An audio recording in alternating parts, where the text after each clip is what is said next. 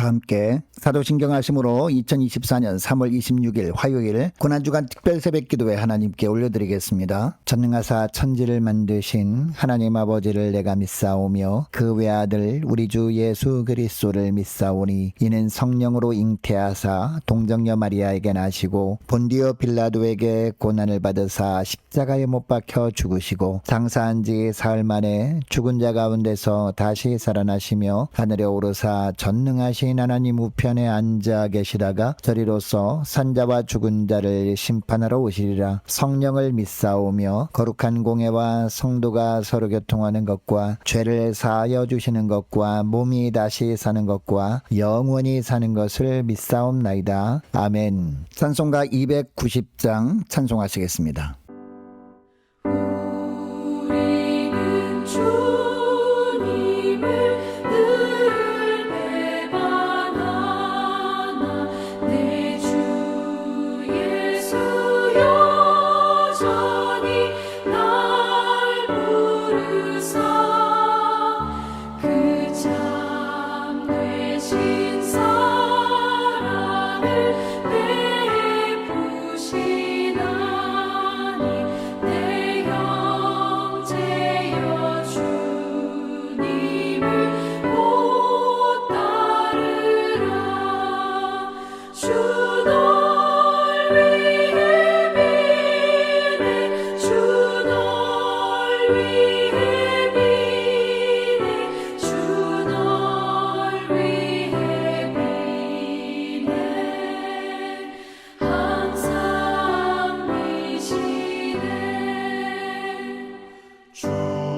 주께서 풍성한 은혜를 내려 내 영혼이 나날이 복받으니 주 예수를 너희도 구주로 섬겨 곧 따르면 풍성한 복 받겠네.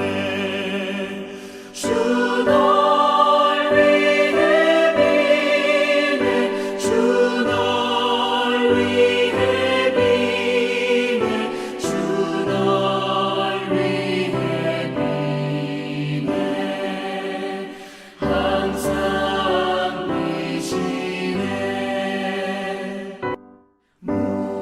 무거운 짐 지고 애타는 인생 주 예수께 돌아와 오시어라. 내 주 예수 너희를 돌보실 때에 참 복락과 의가 넘치겠네. 주 널 위해 비네 주 널 위해 비네 주 널 위해 비네 항상 미시네. 하나님 아버지 감사합니다. 오늘은 고난주간 둘째 날입니다. 주님께서 저들의 죄값을 치르시기 위해서 골고다 언덕길로 오르신 고난의 길을 걸어가신 고난주간 둘째 날 저희들 주 앞에 다시 순종함으로 나와 주님께서 걸어가신 그 십자가 길을 함께 우리가 걸으며 주님을 묵상하며 지내기 위해서 오늘 나왔습니다. 하나님 오늘도 주님께서 베푸시는 말씀을 통해서 이 고난주간 기간 동안에 저들이 어떤 삶을 살기를 주님이 원하시고 또 주님께서 십자가의 은혜를 은혜를 베풀어 주실지 깨닫게 하시고 또 순종케 하여 주셔서 하나님 오늘도 고난주간의 깊은 은혜 가운데 나갈 수 있는 복된 저희를 되게 하여 주옵소서. 주님 오늘도 주님의 십자가를 깊이 우리가 묵상하며 오직 주님만을 바라보며 살아갈 때 주님의 십자가 보혈로 저희 심령들이 정결케 되어지는 은혜도 있게 하여 주옵소서. 감사드리오며 우리 주 예수 그리스도 이름으로 기도드리옵나이다. 아멘. 자, 이 시간에 하나님이 주시는 말씀은 마가복음 14장 오늘은 43절부터 보겠습니다. 자, 마가복음 14장 43절부터 52절까지 말씀. 자, 화면을 보시면서 우리 함께 합독하시겠습니다. 예수께서 말씀하실 때에 곧 12 중에 하나인 유다가 왔는데 대제사장들과 서기관들과 장로들에게서 파송된 무리가 검과 몽채를 가지고 그와 함께 하였더라. 예수를 파는 자가 이미 그들과 군호를 짜 이르되 내가 입맞추는 자가 그이니 그를 잡아 단단히 끌어가라 하였는지라. 이에 와서 곧 예수께 나와 랍비여 하고 입을 맞추니 그들이 예수께 손을 대어 잡거늘 곁에 서 있는 자 중에 한 사람이 칼을 빼어 대제사장의 종을 쳐 그 귀를 떨어뜨리니라. 예수께서 무리에게 말씀하여 이르시되 너희가 강도를 잡는 것 같이 검과 몽채를 가지고 나를 잡으러 나왔느냐? 내가 날마다 너희와 함께 성전에 있으면서 가르쳤으되 너희가 나를 잡지 아니하였도다. 그러나 이는 성경을 이루려 함이니라 하시더라. 제자들이 다 예수를 버리고 도망하니라. 한 청년이 벗은 몸에 배 홑이불을 두르고 예수를 따라가다가 무리에게 잡힘에 배 홑이불을 버리고 벗은 몸으로 도망하니라. 아멘. 여러분, 예수님을 만난 사람들은 처음 예수 믿을 때 대부분 어떤 상황에서도 주님을 떠나지 않겠다고 고백들을 합니다. 그러나 우리의 신앙은 우리의 다짐으로 지켜지는 것이 아닙니다. 주님의 은혜에 붙들릴 때 주님이 주신 능력으로 지켜지는 겁니다. 그래서 주님은 오늘 본문을 통해서 우리가 주님의 은혜에 붙들리기 위해서 무엇이 필요한지 말씀해 주고 계십니다. 자, 오늘 보면 43절 말씀해 보니까 예수님께서 말씀하실 때에 예수님이 계시는 겟세마네 동산으로 가룟 유다가 옵니다. 이 유다가 대제사장들과 서기관들과 장로들에게서 파송된 무리와 함께 예수님을 찾아온 겁니다. 그리고 자신이 입을 맞추는 사람이 예수님이라고 함께 온 무리들에게 이야기를 한 후에 가룟 유다가 예수님께 나와 입을 맞추고 그와 함께 온 사람들이 예수님을 붙잡으려고 합니다. 여러분, 그런데 이 가룟 유다를 어떻게 표현하고 있습니까? 12 중에 하나인 유다라고 표현하고 있습니다. 예수님은 이미 가룟 유다가 12제자 중 한 명이었지만 예수님을 팔 자라는 것을 알고 계셨습니다. 그렇다면 단순히 그냥 가룟 유다라고만 해도 될 것 같습니다. 그런데 굳이 12 중에 하나인 유다라고 하는 이유가 뭘까요? 믿음은 자기 신념으로 지켜지는 것도 아니고 자기 생각으로 지켜지는 것도 아니고 주님의 은혜로 지켜지는 것임을 보여주시는 겁니다. 여러분, 가룟 유다가 예수님이 12제자 중 한 명이었다는 것을 보면 이 유다도 처음 예수님을 따를 때 주님을 따르는 것을 무엇보다 우선했던 자였을 겁니다. 그리고 처음에 주님을 따를 때는 어떤 경우에도 주님을 버리지 않겠다고 다짐도 했을 겁니다. 그러나 이처럼 유다가 예수님을 판 자가 되어버린 이유가 뭘까요? 자기 생각을 기준으로 주님을 믿는 믿음을 지키려고 했기 때문입니다. 그런데 주님에 대한 자기 생각이 바뀌게 되다 보니까 주님을 팔 마음까지 먹게 되었고 결국 주님께서 공생의 마지막 타이밍에 주님의 제자에서 주님을 파는 사단의 도구로 전락해버리고 만 겁니다. 또한 47절에 보면 곁에 서 있는 자 중에 한 사람이 나옵니다.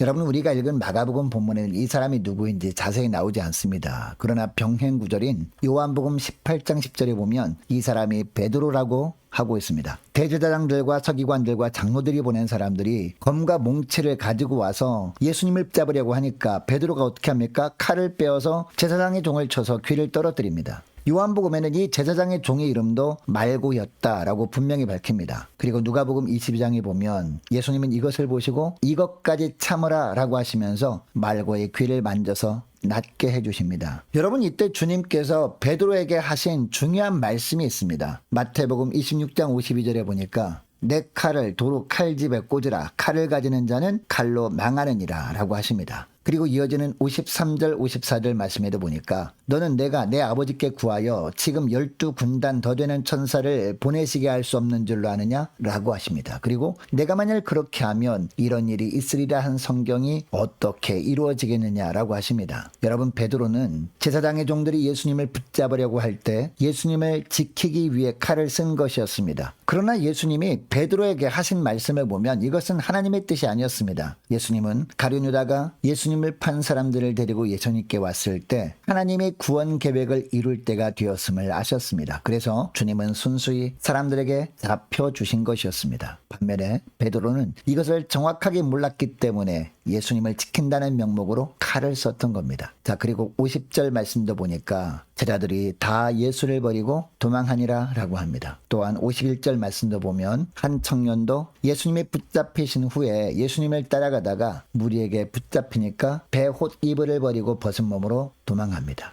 여러분, 가룟유다가 예수님을 팔기 위해서 사람들을 이끌고 예수님께 나와왔을 때 예수님은 아버지의 뜻을 이루실 때가 왔음을 아셨습니다. 그리고 오직 아버지의 뜻을 이루는 편을 선택하시고 그 아버지의 뜻을 이루는 길로 나아가십니다. 겟세마네 동산에서 나의 원대로 마시고 아버지의 원대로 하옵소서라고 기도하셨기 때문입니다. 여러분, 반면에 가룟유다는 12제자 중 한 명이었으면서도 왜 예수님을 파는 마귀의 종으로 전락해버렸을까요? 12제자 중 수제자였던 베드로는 왜 예수님이 붙잡히실 때 예수님을 보호하지도 못할 거면서도 칼이라는 무력을 동원하면서까지 예수님을 보호하려고 했을까요? 그리고 다른 제자들은 예수님이 붙잡히시니까 왜 예수님을 다 버리고 도망했던 것일까요? 깨어있어 기도하지 못했기 때문입니다. 여러분, 예수님께서 겟세마네 동산에서 기도하실 때 38절에 보면 제자들에게 깨어있어 기도하라라고 하시거든요. 무슨 이야기입니까? 영적인 잠에 빠지지 말고